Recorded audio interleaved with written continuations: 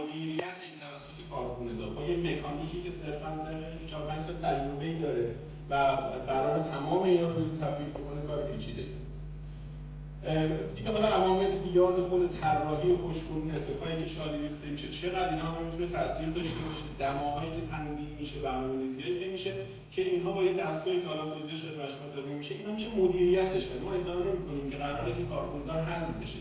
کارگزار برای ابزار بهتری دستش باشه که بتونه عملیات خوش کردن رو مدیریت بکنه. تازه اصلا عدد و رقم بیاد دیده بشه که اصلا ما داریم چیکار می‌کنیم. اصلا دما چیه، رطوبت چیه. ما واقعا بعضا